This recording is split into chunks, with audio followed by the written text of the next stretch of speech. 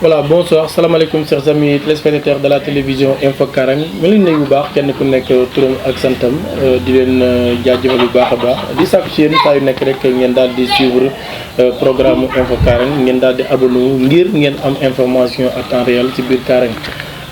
man di nuyu encore une fois tey jii nag ñëw nañ en direct fas yéene waxtaan ak yéen ci li nga xamante ni tey moom moo am solo adduna yëpp di ko waxtaanee mu nekk loo xamante ni dafa des xaw a lënt si xelu nit ñi muy retour des salles du 2 juin maanaam tey président Macky Sall jël na dogal ne jàngalekat yi ak élèves yi dañuy dellu si salle yi ci biir li nga xamante ni moo nekk pandémie du Covid 19 ñii nag am nañ si ay jafe-jafe. ci lan mooy ñii dañuy nax mun na nekk wala mëntu nekk parents d'élèves yi ñu ngi wax am jaaxle loolu ci biir loolu enseignants yi tamit am nañ jaaxle ci biir loolu tey nag loolu lañ fas yéene waxtaan tey ma ànd seeg ay kàngam ànd si ñoo xamante ni tey def nañ la place qu'il faut à sa place ñi nga xamante ni am nañ yaqin ne war nañ ci waxtaan ak ñun loolu lañ fas yéene waxtaan ak yéen à ma droite maa ngi am kenn ki nga xamante ni moom doomu dëkk bi la dëkk ci dëkk bi nekk journaliste en même temps nekk tamit ki nga xamante ni tey ñooy ànd ak l'équipe télévision Info Karang tout ce qui est information ñu fas yéene travail ak moom am na pàcc boo xamante ni tey taxawee na ko fas yéene ànd ak ñun waxtaane ko faram-fàcce ko ba daal di leer à ma gauche am naa tamit papa yoo xamante ni kenn du ko présenté tey fii ci diwaanu Karang mu nekk koo xamante ni exemplaire la fii ci Karang ñu gën koy xam ci Pa Magnsa Gueye moom nag nekkoon na directeur d'école à la retraite nekkoon na koo xamante ni da doon jàngale nekk directeur école en temps tey yàlla def tey mu retraite waaye tamit nekk na koo xamante tamit lépp lu nekk ci wàllum jàngale retraite na si kàddu mais si jëf mu ngi ànd ak ñun dañu accompagner ba léegi ñii la fas yéene tey fas yéene partager ak ñoom plateau bu nga xamante ni mu nekk le retour des salles du 2 juin andi seeg élèves étudiants andi seeg tamit enseignants en classe d'examen élèves en classe d'examen en même temps parents d'élèves ci biir loolu damay dugg directement rek ànd ak ñoom xanaa ñoo am Abdoulaye ma commencé si Sambou Sané di Jama le grand journaliste maa ngi leen nuyu baax di la ziar dal la jàmm ci télévision Info Karang. asalaamaaleykum Info Karang ñu ngi nuyu ñëpp di sargal ñëpp ku ci nekk fa nga toog si sa tur ak sa jëmm di am contentement bu mag di partager plateau bi fi nga xamante ne tey maa fi toog nekk ak ki nga xamante ne mooy DJ Ama. ak tam suñu papa bi nga xamante ne wax dëgg yàlla dootul pour ñi dootul nga xam ne dañ koy présenté jaamu yàlla muy suñu papa Magnsa Gueye comme ni ko présentateur bi waxee léegi ñu ngi koy nuyu baax di ko wàccee waayam di ko nuyu daal di ko siyaar di ko tatagal di wax ne tey daje nañ fi pour waxtaan ci thème bu am solo muy li nga xamante ne mooy tey képp ka nekkoon classe d'examen moo xam CM2 nga nekkoon moo xam BFEM nga doon def moo xam terminal nga doon def di wut bac tey nguur dogal na tey ngeen war a dellu incha allah le 2 juin bi ñu jëm ni ba tax na def na mun naa ne polémique def na benn psycho si biir nit ñi kenn xamut nan la demee moo ñu waral tey ñu daje fi pour waxtaan ci tuuti rek asaka néew. waaw di nuyu ñëpp di jaajëfal ñëpp. asalaamaaleykum. jërëjëf le grand journaliste Sambou Sané dinañ ñëwaat encore à ma gauche nu ma ko waxee sànq rek am nañ suñu papa Magnsa Gueye nekk directeur d'école à la retraite papa maa ngi lay nuyu. dans la jàmm ci télévision Info Karang. merci Diassé maa ngi leen di fay di leen gërëm nag di leen sant parce que li tax ma leen gërëm di leen sant mooy yéen da ngeen a nekk directement des acteurs du système éducatif bu leen yënguwal sax yéen a jégal seen bopp dugal seen loxo ci liggéey bi. pour wane ne soxal na leen man j'ai enseigné pendant 30 ans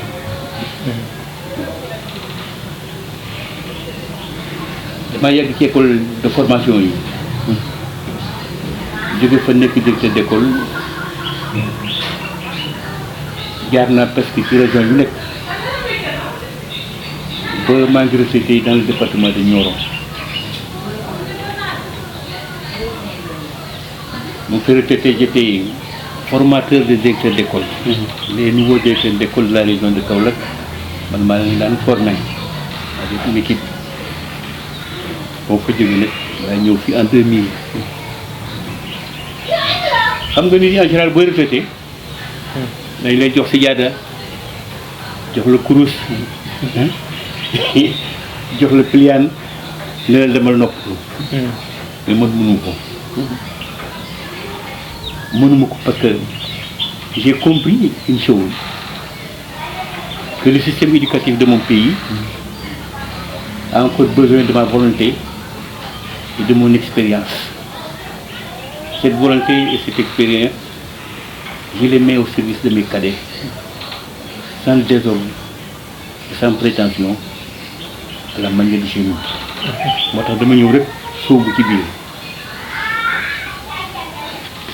mais fi yaata ma lool may ànd ak ñoom di liggéey leen jàppale ci sama xam-xam bu néew ñu apprécié ko j'ai fait également un peu de politique waaye bàyyi naa ko depuis 2009 waaw j'étais l'auteur de la communication de Karang waaw nekk naa fi également conseiller municipal waaye léegi njàngale mi rek laa am ak lii di ngeen ma fekk sama jóge Toubacouta ci benn réunion un CLD que le préfet a tenu sur la reprise du 2 juin.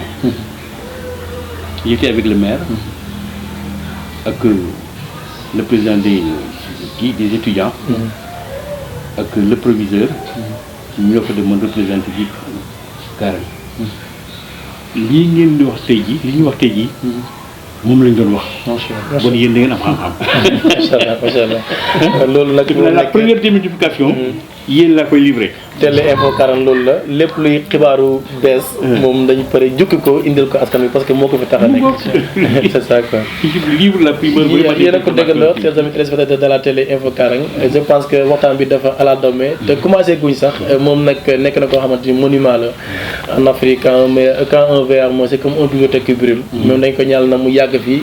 mu nekk bibliothèque boo xamante ni dañ si jàng di si jàng mu nekk lu am solo dañ koy wax ba léegi rek plateau baa ngi nii gëm naa ne nekk na waxtaan boo xamante ni dana nekk boo xam ne day les traces sur la Télé Info Karang parce que ay kàngam laa ko day ko xam Sambour Sané def formation moom tamit en journalisme mu nekk loo xamante ni tey sama directeur la laa ko duppee tey ñu ànd tamit ki nga xamante ni ma nekk Pape Maïssa Gueye tey nag papa ñu ngi waxtaanee lu am solo comme ni nga ko waxee mboos nga ko sa biir wax ñu gis ne dugg nañ ci dellu ci classe yi dellu ci classe yi ne suñ ko waxee mooy nekkoon nañ ci génnaat delluwaat ci biir delluwaat bi génn bi nag bu ñuy génn amutoon jafe-jafe parce que gis nañ ne feer bi duggoon na ci biir réew mi président gisoon ne nañ delluwaat ngir ñu jëm si jëlee fi li nga xamante moo nekk feer bi tey nag ñu demaat ba si biir xolaat ne nañ delluwaat ba léegi feer baa ngi fi desandiku anam yi nga xamante ni ñu ngi ko delloo ak yi nga xamante ni jaaxle la si askan bi parents d'élèves yi jàngalekat yi ci lan nga mën a andi loolu ci en tant que ki nga xamante ni moo nekk formateur d'éducation loolu laa bëggoon ñu waxtaane ko tey retour des salles du 2 juin nañ ko jàngatee ak yéen xam-xam ak yéen mën a leeral tey askan bi à travers la Télé Info Karang. thème d'actualité la thème d'actualité tey jii c'est un ancien directeur qui parle mais c'est aussi le président du CLEF de la commune de Karang. CLEF mooy comité local chargé de l'éducation et de la formation au niveau de la commune maire moo jël un arrêté daal di téye daal di fal benn CLEF benn comité bi man maay coordinateur bi mais dans ce comité il y a tous les acteurs du système toutes les catégories du système éducatif sont représentées dans ce secteur muy enseignants yaa ngi fii élèves yaa ngi fii parents d'élèves yaa ngi fi la société civile ngi fi les partenaires ngi fi les communicateurs traditionnels ñëpp ngi ci comité bi muy comité boo xam ne bii dafay jàppale maire bi waaw di ko jàppale pour l'orientation du système éducatif au niveau local di ko jàppale également pour la recherche de moyens mën nañu en résumé mën nañu wax ne le CLEF c'est un cadre de concertation et d'action à l'intérieur duquel prennent forme et se réalisent presque toutes les activités de l'école. Ma apprécié bu baax le maire ce qu'il a fait parce que c'est le seul maire au niveau de la région à avoir mis en place un CLEF ñu jàppale ko un CLEF très fonctionnel moo tax depuis une semaine plus d'une semaine d'ailleurs ñu ngi ci préparer la rentrée du 2 juin ñëpp a jaaxle nag ñi naan c'est probable ñi naan dana ubbi ñi naan du ubbi tey jii bi ñu jógee ci réunion bi lañ am ci lu leer année blanche bi ngay wax ragal naa du am ñaanuñ yàlla mu am parce que ce serait une catastrophe pour le pays catastrophe lay nekk pour ñëpp bon moom du am année blanche du am léegi nag on a pris au niveau de la commune toutes les dispositions utiles pour faciliter la reprise du deuil.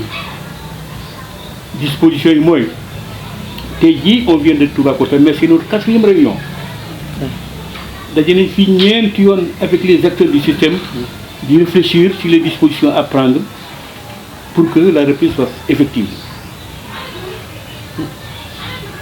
Parents d'élèves bi ils ont raison d'être inquiets. lu tax mooy boo amee sa doom bien portant et sain nga amee ko ci biir kër di ko toppatoo ut ku koy jàngal ak leneen ak leneen école ubbi nga ne ko demal école on ne sait jamais les virus est partout ma dellu si indi ko ci kër gi wala ñëpp nag ñu mettre en quarantaine tout le monde loolu la parents d'élèves yi ragal ñun tam ragal nañ ko enseignants yi également ragal nañ ko waaye yàlla baax na comme toutes les dispositions toutes les mesures sont prises pour rassurer tout le monde maanaam ouverture dina am mën nañu waxtaan nag ci dispositions yi nga xam ne bii jël nañ ko pour ouverture waaw pour le retour des élèves le 2 juin mesures yi dañ ci partagé même au niveau national yónnee nañu une liste de mesures à prendre fekk na sax ñun jël nañ mesures yëpp on a des mesures des dispositions au plan pédagogique on y a réfléchi longuement réfléchir également sur les dispositions sanitaires surtout les dispositions sanitaires loolu moo gën a am maanaa xam nga dañ ne on est contre un ennemi invisible. xeex ak koo gisul nag yombul. mën na laa jaare fu nekk. c'est vrai. waaye dama ne sama xel mooy xel mu gàtt. l'ennemi il est visible. muy corona il est visible. lu tax mu visible mooy il est sur notre ligne de mire. ligne de mire yéen ñi def armée xam ngeen ne. dañ ne c'est la ligne droite imaginaire qui partant de l'œil du tireur passe par l'œilleton le sommet du guidon et aboutit à l'infini. Le virus est à l'infini. L'infini c'est notre cible. Anti-groupé, nous ne le ratons pas. Parce que si vous le ratez, lui il ne vous ratera pas. Bon disposition yi jël yëpp dañu bëri yi nga xam ne virus bi bu jàll te ouverture des classes dana am le 2 mooy au plan pédagogique. Au plan sanitaire, il y a également des recommandations très fortes destinées aux enseignants, aux parents d'élèves et aux partenaires. déplacement yi nga xamante ni tey enseignants yi ñu ngi koy def di professeurs yi. ñu jógee ci région par région dugg ci dëkk bi. en tant que parent d'élève en tant que ñi nga xamante ni tey moo fi nekkal jàngalekat yi tey li ngay gisee loolu yow. waaw avant ma fi ci loolu sax. dama la bëggoon wax tuuti rek dispositions yi ñu jël au plan pédagogique. au plan pédagogique di nga nee nañu salle de classe bi bu dee école élémentaire wala dëkk ci dugal lu ëpp fukki élèves ak juróom élève bu nekk ak table banc bu dee da nga am ñeent fukki élèves ci benn classe da nga leen di tasaare classe bu nekk corte lay nekk fii ñaar fukk fii ñaar fukk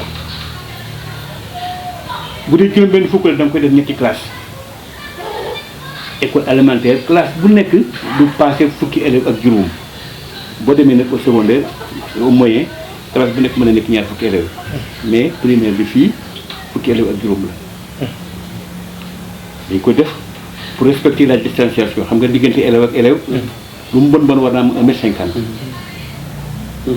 waaw au plan pédagogique noonu la répartition bi noonu lañ ko defee maintenant au plan sanitaire foofu la problème yëpp nekk le respect des mesures barrières d'abord. mesures yi defe naa duñ ci dellu si énuméré nañ ko ba nit ñi xam nañ ko sax. raxas loxo yi dañ koy masque yi thermoflash yi ñu leen testé avant nga dugg yooyu dañ ko war a respecté te classe bi bala moo démarrer ce matin avec l'élève maître bi loolu la njëkk def revenir sur le respect des mesures barrières ba pare sa nga commencé liggéeyam élève bi bu bala moo dugg dana raxasu buy génn dana raxasu même buy dem récréation dafay raxasu te ñu yokk ci leen ne njaay yi ñu doon jaay ci école yi lekk yooyu aaye nañ ko loolu c'est interdit maintenant. interdit ok. interdit récréation yi dañ koy surveiller élèves yi fo yi ñu daan fo di bëre que yi amatul loolu ñan ñoo koy surveiller. ñan. maîtres yi ñoo ko surveiller parce que bu dee benn école la maître CM2 bi ñëw amee classe am yeneen maîtres yi classe intermédiaire yi ñëw bu ñu amul classe sax dañuy participer di surveiller élèves yi di leen jàppale. c'est très important. te am na leen lu ci yokk mooy élève bu nekk na ñëw matériel am kenn du abal sa morom règle mbaa crayon déedéet même matériel lu maître bi muy liggéeyee le matériel compagnométrique règle yeeg yu mag yooyu benn élève du ko laal moom ci boppam moo ko laal ko ok. te yokk ci au plan sanitaire également balaa classe yi ubbi le 30 weer bii di kii le 30 de ce mois service d'hygiène bi fekkoon dana ñëw désinfecter toutes les classes seront désinfectées le maire jël na ses dispositions jël na le matériel qu'il faut lu mu néew chaque élève dana am ñetti masque thermoflash yi lépp am na lépp am na au plan sanitaire le l'ICP de Karang mooy kii Alain dugal na ci loxoom impliqué na ci boppam impliqué na ci Croix-Rouge ba liggéey bi du sooxe fenn étudiants yi également dugal nañu seen loxo participer nañ wut nañu ay masques joxe le jour J ils seront dans les établissements di jàppale enseignants yi di jàppale maîtres yi ba am na ci ñoo xam ne sax ils tiendront très certainement des classes à la fin de certains maîtres. jigéen ñi Karang yi dugal nañ ci seen loxo les femmes là defar nañ un certain nombre de masques un certain lot très important de masques mais seen participation la jox ko maire le maire également dans son budget jël na ci lu bari lu takku jël na ko matériel pour yóbbu ko ci biir école yi léegi sax xam naa bu kii danañ ci ñëwaat waxtaan je pense que Sambarou pas lu mu wax je pense que c'est très clair indi ni tamit ay règlement yoo xamante ni ak loo xamante ni xamuñu ko à travers moom xam nañ ko laata ñuy dugg ci loolu rek dañuy ñëw yow mu nga xamante ni en tant que journaliste je pense que am na fii nga jógee naam fii nga dëkk naam def nga benn parcours am nga foo jaar ba tey egg si nga nekk tey journaliste ñi nga xamante ni tey xamoon nañ la te xamuñu egg si nga ci journalisme métier journalisme ak tey ñi nga xamante ni tey xamuñu woon la mosuñ la xam ñu gis la à travers Infos Karang nan ngay waxee ñi lay seetaan kan mooy Sambarou Sané. di wax rek ne peut-être dañ koy résumer rek. di wax ne comme ni ñuy wax fii laa fekk baax Karang fii laa fréquenté sama école muy primaire muy secondaire muy lycée waaye maa ngi amee bac fi nga xamante ne mooy lycée sénégalais de Banjul. voilà jóge fa dem université Anta Diop ñu ngi ma orienté woon ci département bi nga xam ne moom lañ naan département philo. voilà def naa fa ñaari at génn inscrire ci li nga xamante ne mooy le métier du journalisme. nekk fa élève. pendant 2 ans. génn moment bi maa ngi ci métier bi. loolu daal si gàttal. moom mooy li nga xamante ne daal moom mooy sama li ma booleeg métier journalisme. Diama a été orienté comme philosophe. Au département philosophie. Aujourd'hui journaliste. Pourquoi virement bu mag waaw loolu am na solo tam pour ñu wax ko de façon très ramassée. dama nekk nga xam te ne communication daf ma neex trop. parce que jàng naa di gëstu. ba gis ne la communication dafa nekk pouvoir bu am solo. pouvoir bu sensible nekk 4e pouvoir ci pays boo dem. de façon générale c'est la presse. bokk na si lu ma gën a motiver. comme gannaaw bu ñu waxee 3 pouvoirs yu njëkk ci dëkk ñeenteel bu leen ñeenteel mooy communication ma ne xaaral ma dugg si. gis si nag njëriñ yi bëri. ma gis ne war naa ci mën a jaar pour sauver yu bëri pour changer vie yu bëri. parce que ku wax communication del waxee fii rek xamal fu wax bi di jëm. c'est vrai. voilà donc moo tax vraiment levier la ci man outil de travail la pour ma mun a réussir sama mission. si communication la ñu dugg ak yow en tant que journaliste ci tey gis nañ ne tey jafe-jafe yi tey bëri na mu nekk Covid 19. mu nekk mbas moo xamante ni tey àdduna yëpp a koy dund. dëkk bu nga xamante ne fi nga fekk baax muy Karang. tey nga nekk porteur de voix. ñu gis ne le 2 la ñuy dellu si at si classe yi. mun naa wax ne tey jàngalekat nga porteur de voix nga tey journaliste en même temps jàngat bi lan la prof yi dellu classe. élèves yi dellu classe parents yi ñu ngi tiit ban message ramassé boo xamante ni moom nga mën a dalal xel parents d'élèves yi si côté boobu. je crois que question bi dafa am solo parce que comme ni ma koy waxee rek mbir mi ñaar la parce que tey boo xoolee pandémie yàgg na ci àdduna waaye xëy na li wuute mooy dégâts yu mu def te bu ñu waxee Covid 19 dafa dem ba attaquer esprit nit ñi ngir. catastrophe yi mu jur ci àdduna bi parce que laalul benn gox laalul beneen gox nañu yàlla waaye àdduna wërngal këpp la laal. ba tax na xëy na toll na ci dimension bi nga xam ne amul kenn kuy dox ci jamono te xamul. ndax li mu waral lu tax ba dem bañ tëj ay jàkk tëj ay église tëj ay juma utal ay horaire ay marché teg ay couvre-feu mu nekk li nga xam ne doll na ci diire peut-être 3 mois wala jege na ko. nit génnul à part de 20 heures ba keroog nouvellement ordre buy wàcc nouvellement ñu ne léegi tekkale nañ ko 21 heures ba sénégalais damay wax ne dem nañ ba miin kon loolu lu sérieux la. ba tax na tey suñ ma posé question bu mel noonu man dama ci sawar a tontu di wax rek ne. il faut que mu métti. ci parents d'élèves bi. il faut que mu métti. ci élève buy jàngi. il faut que mu métti ci jàngalekat bi. il faut que mu métti bépp autorité bi nga xam te ne tey ŋànk nga jàngale. moo xam corps professoral. comment dire personnel kii bi éducatif bi moo xam ñëpp daal acteurs yëpp nga xam ne la ngemboo nañ te taxaw ne ñoom dañuy jàngi te nañ xeex contre li nga xam te ne mooy virus bi kii rek propagé wu rek ñoom daf leen laal daf leen attaqué je crois que léegi rek am na professeurs yi commencé wàcc di dugg si donc respecté nañ ordre yi mais li may wax te am solo trop mooy. voilà est-ce que duñu def loolu. nga may ma rek ñu dem ba diwaanu Rési. ñu xool arrivée des professeurs. parce que am na élément bu ñu am boo xamante ni mu ngi Rési. xanaa que ñu ñaan techniciens yi rek ñu jox ñu élément bi ñu ñëwaat direct su ko defee ñu xool proviseurs yi seen ñëw bi ni ñu duggee ci biir Karang ak fekk nañ fa élément Croix-Rouge ni ñu leen jëlee mesures barrières yi tamit raxasu ak ñoom nangam yaa am professeur aussi bu jël discours waxtaan ak ñun nan la def ba ñëw egg ci fii dañ dem Rési ñu xoolee ko bu baax a baax ñëwaat ci plateau bi. waaw salaamaaleykum wa rahmatullah maa ngi tudd monsieur Ba professeur au lycée de Karang professeur de maths et des SVT waaw ginnaaw bu njiitu réew mi waxee na ñëpp dellu seen poste puisque ñun ay liggéeykat lañ def na lu ñu war ñëw nañ présenté wu di xaar nag la suite des événements am nag yéene vraiment dellu ci classe yi fekk suñu ndaw ngir continuer suñu mission de service public. conditions yi ngeen départ egg ci fii yoon bi neex na wala neexul. waaw ñun moom puisque particulier lañ yor wax dëgg yàlla bëriwuñ jafe-jafe si yoon wax dëgg yàlla waaw on a fait un très bon voyage sans aucun problème macha allah.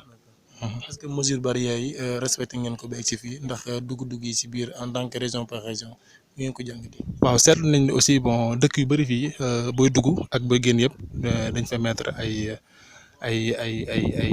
bërëb yoo xam ne foofu ngay ñëw raxasoo ci entrée bi comme sortie bi fekk nañ fi aussi ndaw Croix-Rouge yëpp macha allah ñoom aussi ñu ngi leen di jaajëfal ci loolu. wax dëgg yàlla président joxe est-ce que xel dal na ci en tant que professeur. waaw bon li ñu mën a wax mooy peut-être ñoom ñu jël décision bi ñoom xam nañ lu tax ñu jël ko waaw ñoom ñoo yor information yu ñu xam te yoruñu ko ñun daal comme li ñu waxee ñun moom dañ ordre la ñuy xaar rek vraiment ay soldats lañ lu ñu wax rek dañuy dem incha allah matal lépp soobee yàlla. li nga fin et quel message fort lancé aux parents d'élèves. waaw li may wax nag ñëpp mooy ñu respecter les mesures barrières yi jiitu réew mi ak service de santé yi joxe ah ba pare nag bon ñàng moom c'est vrai wér-gu-yaram amul njëkk waaye ñàng tamit amul njëkk waaw ay dafa dañoo toll fi nga xam ne vraiment nañ ñaan yàlla daal affaire bi nuñ ci mbëbët mu bañ ci am waaw ñu dugg si jàmm génn si jàmm. waaw je remercie tout le monde je vous remercie à vous aussi de m'avoir donné la parole et maa ngi jaajëfal ñëpp et di encourage ñëpp encore élèves yi muy parents d'élèves yi muy enseignants yi ñu comme di wax rek dañoo toll ci temps de sacrifice nañ ko def rek macha allah. jërëjëf merci beaucoup. waaw merci beaucoup yéen a ko gisandoo image yaa ngi noonu ñu continuer rek ba léegi le grand journaliste. gis nga image yi nu mu dawee professeurs yi ni ñu dugg si dëkk bi tey en tant que porteur de voix tey ak discours la monsieur Ba. noo ko gisee. waaw tout à fait loolu dafa nekk lu rafet parce que wane nañ ne ñoom tamit ay vrai patriote lañ. parce que mënoon nañ leen convoquer ne leen ñëw leen ak jafe-jafe bi mu demee neneen waaye respecté nañ jéem nañ fexe ba liñ leen convoqué wala lañ leen wax nañ ko def ñu fexe def ko moo waral seen ñëw bi au passage ñu ngi leen nuyu bu baax ak mboolem jàngalkat bi nga xam ne ak élève yaa ngi wàccaay moo xam yegg nga moo xam demagoo moo xam dem ci yoon ñu ngi leen di ñaanal bu baax ku nekk fa nga nekk di wax ne mel genre xare la rek waaye incha allah dinañ gagné te bu ñu gagné ndamu ñëpp lay nekk.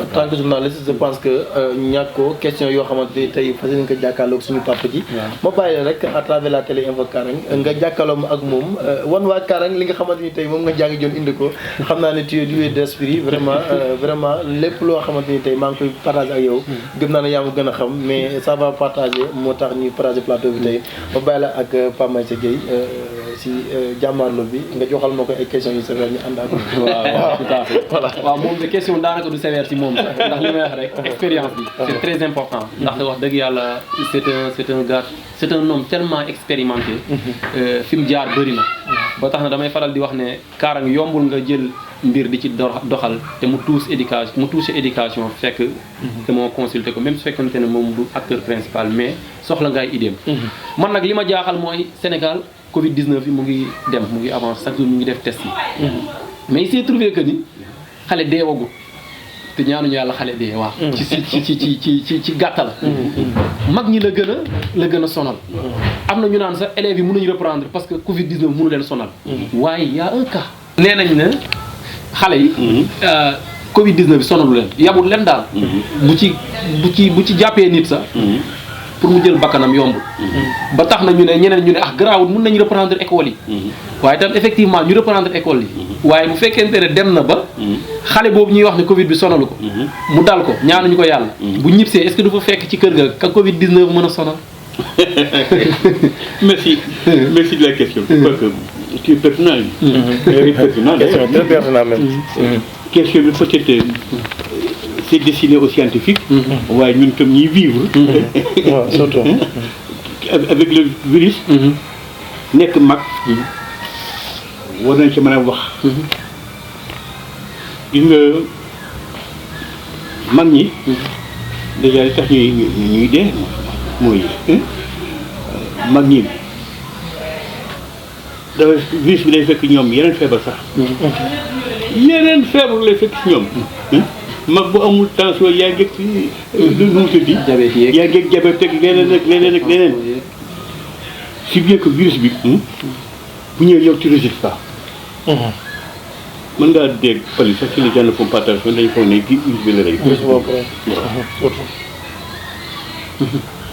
te seen organisme dëgëratul noonu. yow jàng nga xam nga ànd si wete ci antigènes yi anticorps yi. mu ngoog les anticorps.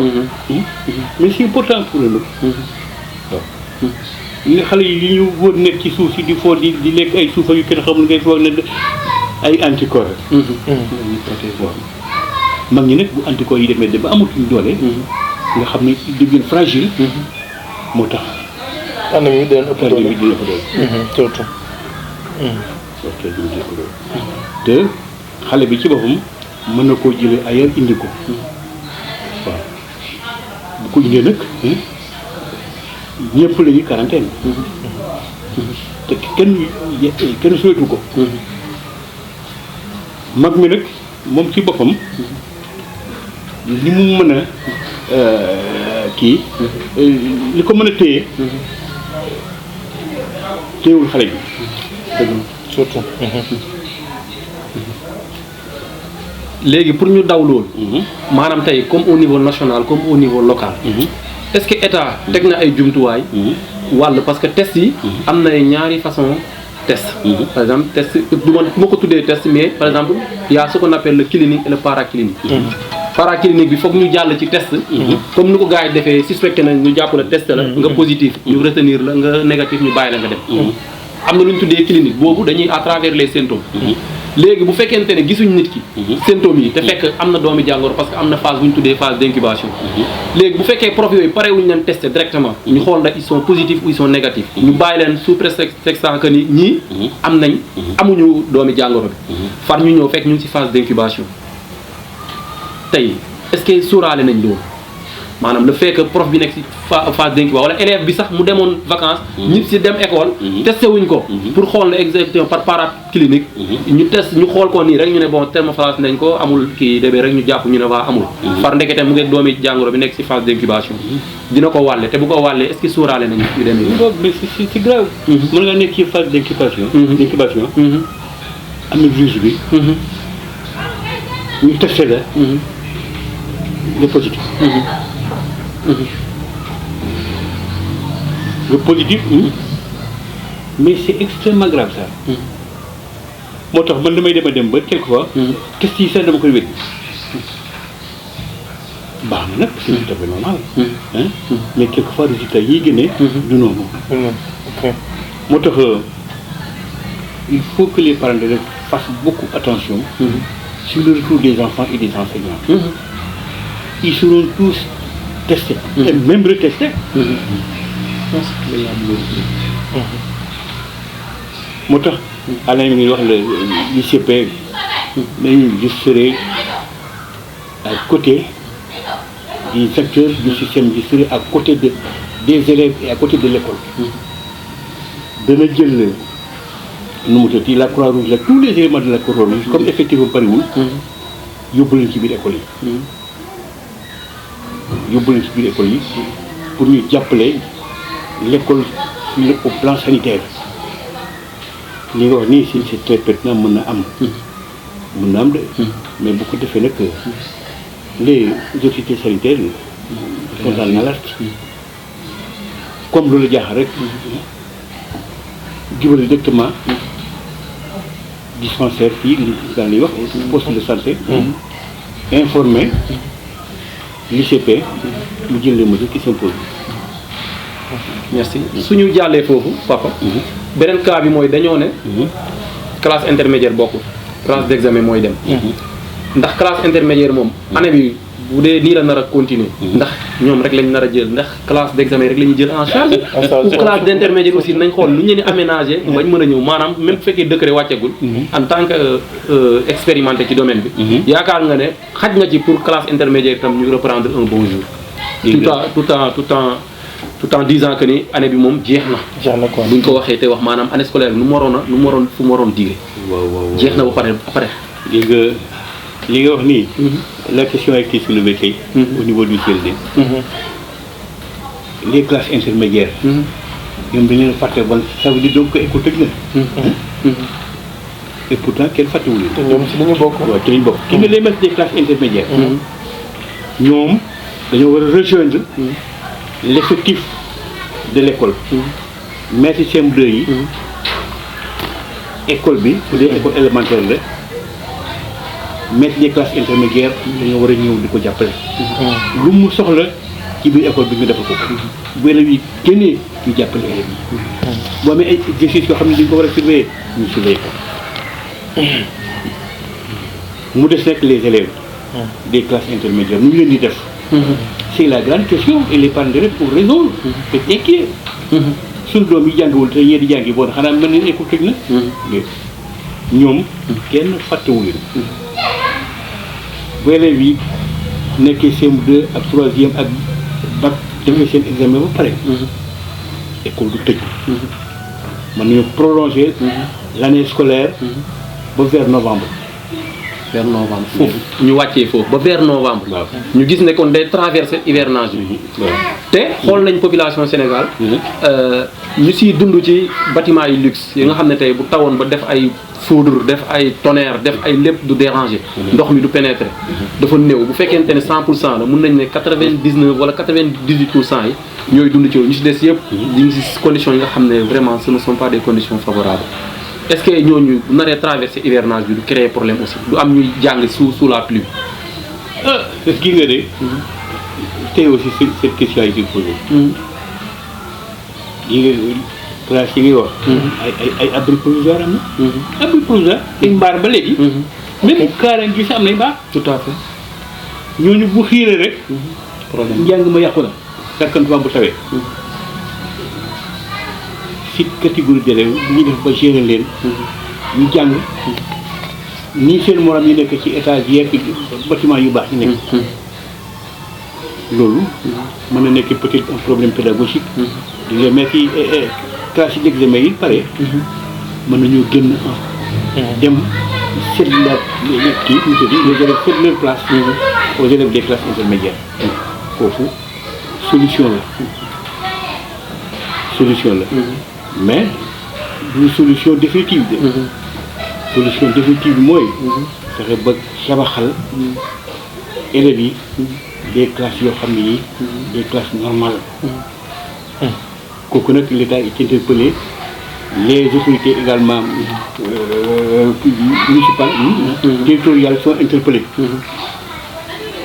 parce que tey jii sax yooyu d'ailleurs à prendre la parole et à m'adresser à ces maires ñu leen wax naan suñu budget attanul li état bi wax.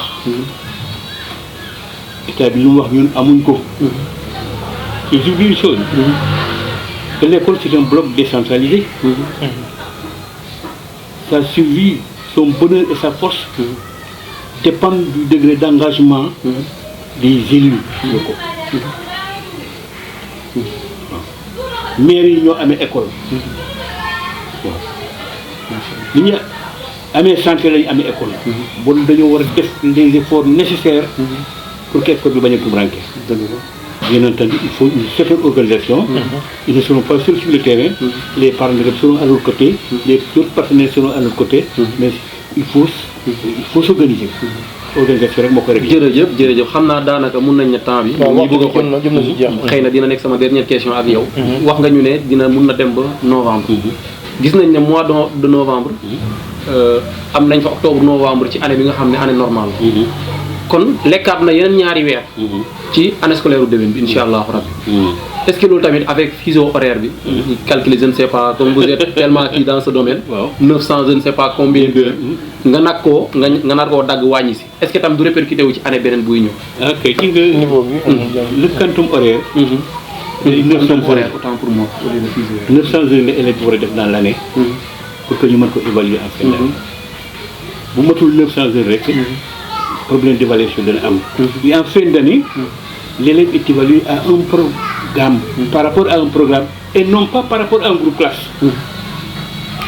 te programme boobu da nga koy mën a jeexal le législateur buy tibb ci programme bi fu ko neex lay tibb jox la. moo tax élèves yu bari naan ñun jànguñ ko woon programme bi ñëwul li nga wax nag dëgg na. bu ñu empiété. bu ñu tibbee ci année scolaire bii ñëw. pour régler une situation. mën naa am situation boobu dana feeñaat. ci année scolaire bi ñëw. waaw mais bu créé. dina fàtt mais ëllëg dina bëgg. bu feeñee ñu jëm ko réglé. waaye nag genn wàll tasaara gën a tasaara. kon leer xam naa foofu la ñu kii waxtu wi jëm na si jeex. di jaajëfal bu baax téléspectateurs yi nga xamante ni ñu ngi topp wóolute bu baax télévision bi nga xamante ni mu ngi ci diwaanu Karang lu ko fi tax a nekk ci juste que muy passer l'information en temps réel au niveau de Karang et partout dans le monde en fait di leen fàttali ba léegi rek maa ngi toog nag Pape Mansa Gueye nekk directeur d'école à la retraite en même temps le grand journaliste Sambrou waxtaanee di jamono ñu bokkoon waxtaan boo xamante ni ñu koy waxtaanee jëmale li nga xamante ni mooy delluwaat ci classe yi le 2 juin je pense que pa bi am na lu mu wax loo xamante ni tey neex na dégg même jamono aussi am na lu mu wax tamit tey neex na dégg en même temps aussi yéen ñi nga xamante ni tey ak même arrivé bu nga xamante ni am jël nañ ko tey muy dugg si bi nga xamante ni professeurs yi dugg nañ ci dëkk bi loolu rek moo nekk suñu wareef ngir jox leen l'information en temps réel si biir loolu dama bëgg rek du ñàkk nga am loo xamante ni war nga ko mën a conclure jëmale ko ci askan bu nga xamante ni lay suivre à travers la population à travers la télé Infos Karang. jërëjëf. ngir nga tàggatoo sa. loolu nga ciy tàggatoo bi dana jafe du tàggatoo sax xam naa dañuy dajewaat rek. parce que defe naa le 30. bu service di ñëw ba jàll. defe naa am nañ benn rencontre bu ñuy def. avec les autres acteurs du système. invité nañ ci même les gouvernements scolaires. je crois que maire bi nañ ko wax comme ça ngeen mën a teew fekke ko. di remercier ñëpp nag. waaw le maire particulièrement parce que il s'est investi un effort considérable def na ko. pour gérer le 2 juin. man xam naa ci dara. waaw du may conseiller municipal. mais je suis à côté de lui ñoo bokk di liggéey xam naa effort yi muy def. waaw di ko gërëm di ko sant di ko ñaanal également. mébét ci dëkk bi yàlla def ko. bon pour terminer rek yéen lay wax. waaw yéen ay xale ngeen. vous travaillez quelquefois avec des images. dañu naan le monde a besoin d'images. puisque le cours de remplace la méditation. c'est ça. vos images il faut les soigner. te yéen li ngeen di def di ngeen ko bëgg. li wóor ba wóor mooy. je suis certain que les efforts sont toujours payés. dama leen di ñaan rek. ñu bëgg ak nga àgg ko. amiin yaa rabbi. te daañu leen dégg yi. daañu leen dégg feneen. au moment des grands choix. les voix se porteront vers vous. Moi, je souhaite une bonne carrière. Qui me souhaite une bonne carrière. Amiin yàlla leen yàlla jàppale. jubale leen. sa féeru leen seetaan yi. seen ànd bi ngeen ànd. ànd bu rafet la. xamul leen tax sax mu am sax. jërëjëf. merci Pape Maïssa waxtaan bi rafet na ni ngi tàggatoo merci. yow tamit rek ni mu koy waxee rek bibliothèque nga dañuy jàngee si yow di rootee si yow lu bëri bëri. na la fi yàlla bàyyi. ñuy jël si xam-xam. di ko jëlaat. ñuy dem sax des fois sax nga ñëw déy ñu ko ndànk doo mën a sax yàgg fi loolu ñu laa gis à tout moment. dafay am lu muy def si ñun tamit parce que moom nekk na koo xamante ni wax dëgg yàlla daf may inspiré mosuñu dajee te joxul ma message boo xamante ni damay tëdd di ko xalaat chaque jour depuis may nekk élève di jàng si lycée bi ba léegi fu ñu dajee rek am na lu ma bàyyi ko xel ba léegi tey moo gën a tax ñu poussé tey ñu am benn esprit de créativité ñu créé li ni mel di béggee bu baax le grand journaliste laa ko tuddee moom tamit vraiment nekk na koo xamante ni il est très humble ni ko xam dafa oyof tey dafa nekk loo xam ne dafa am solo si doomu aadama parce que nit ki amul ma mel rek si la yàlla dimbale nga yegg si yenn niveau yi cause pour laquelle tey ñu mën a parler ak yow ku la xam-xam ne porteur de voix la ku la xam tamit suñu déggee jamono journaliste duñ ko laajtee parce que nekkoon koo xamante ni tu étais là pour défendre la population de Karang cause pour laquelle tu as eu le micro vraiment pour être le porteur la voix des sans voix de la commune de Karang cause pour laquelle je vous demande tout simplement votre dernier mot et quel message fort lancer à travers la population de Karang. waaw au fait maa ngi nuyoon ñëpp vraiment dama kontaan sama xol moo tooy parce que li ma gën a neex xamu leen ko te dinaa leen ko wax. mooy lu ñu ratewul suñu choix suñu cible. surtout c'est très important. tey bu dee mosuñ doon sniper. tey ay sniper lañ. mooy bu ñu porté suñu choix ci le doyen Maïssa Gueye franchement. c'était pas au hasard le choix n'était pas hasard. te won nañu li tax. le choix n'était pas hasard. au passage di ko ñaanal yàlla na ko fi yàlla yàggal. yàlla dëgëral ay cëram. yàlla yokk kattanam yokk mën-mënam. bàyyi ko ak xel mu dal xel mu sell yàlla am na ko mën na ko yal na ko yàlla defal. di nuyu fa nga xamante ne mun naa ne fa laa bokk muy Infos Karang. télévision Infos Karang. di leen di gërëm bu baax suñu caméraman bi. sonn na trop Idrissa Djib maa ngi lay nuyu bu baax a baax. vraiment di la masawu coono. ça a été difficile. au passage tam di nuyu population Karang. di souhaiter ñëpp bon retour. bon retour parce que yombul dina métti trop ci xel waaye ñu jéem rek ba xool lan lay joxe. te incha allah rabbi si njort bu rafet lépp dana baax. loolu daal moo amoon li may di nuyu ñëpp daal entité Karang yëpp amul benn bu ma épargne nuyu naa ñëpp. asalaamaaleykum wa rahmatulah. waaw benn kii rek benn message rek mooy bëgg yi dañ ko fàtte muy les écoles privées de Karang école privée surtout directeurs yi responsables yi jooytu nañu keroog dañuy février ba léegi seen personnel yi kenn fayu leen ñu ci bëri dem nañ sax te pour ñu dellu si waat problème lay nekk surtout bon wax naa maire ne ko na jéem a jàppale les directeurs des écoles privées sensibiliser parents yi ku ci mën a fay nga ñëw fay ku mënul fay également ñu xam ne waroon ngaa mën a fay boo ko mënee nga def ko boo ko mënul waxtaan rek la mais ci professeurs yi ñëwaguñu waaye ñu ngi ci yoon wi defe naa ñàkkul am na ñoo xam ne ñëw nañu tey sax ñu jàppale directeur d'école yooyu sensibiliser parents yi pour que élèves bi dellu si même bu élève bi dellu si fayul aussi nga dellu si rek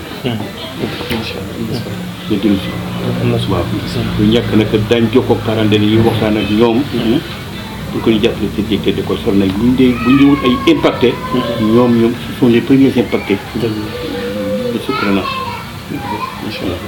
waaw voilà merci jërëjëf fii rek la ñu ndar képp li nga xamante ni moo nekk jotaay bi àndoon seeg Samburu Sané le grand journaliste monsieur Guèye nekk directeur d'école à la retraite c'était Didier Ama qui présentait ce tema plaisir accompagné toujours par le grand monsieur cameraman Pape Idi Djiba le grand technicien de son monsieur Diop ñu ngi koy nuyu bu baax di ko ziar de passage di rafetlu bu baax a baax nu mu passage mais ma tooñ ko moom waaw Diop waaw ñu ngi lay ziar bu baax may bégee bu baax disponible déjà moo ñu dawal otoom indi ñu ko fii pour ñu def émission bi vraiment waaw mu nekk nga xam te tam boo ko côtoyé wul wax dëgg yàlla mënoo koo xam parce que waaw te c'est très important ma def témoignage boobu kon au passage Diop maa ngi lay nuyu mu yor double visage ñu ngi koy bëggee bu baax a baax di ko kontaane bu baax vraiment di rafetlu Pape bu baax a baax yombal bi même pas wooñ la une heure de temps nga accordé ko wax dëgg la teranga bi tamit mu ngi nii moo ko sponsorisé ñu ngi koy bëggee bu baax a baax di bëggee toute la famille Guèye encore une fois di la wax rek respecté leen di topp di ànd ak qualité bi nga xamante ni am ngeen ko la télévision Infos Karang et là tout simplement pour vous donner l'information en temps réel su ngeen bëggee tamit contacté ñu suñu service commercial mu ngi daw si bande bi ngeen daal di jël suñu numéro téléphone ñu ànd ak yéen 78 542 55 48 moo nekk numéro commercial bi fu ngeen ñu woo ñu wuyu si leen suñu yaakaar moo nekk seen qualité nekk suñu yaakaar merci beaucoup d'avoir choisi la télé de ici à Karang Infos Karang ci kaw ci kanam beneen numéro ñu ànd sa yéen jërë ngeen jëf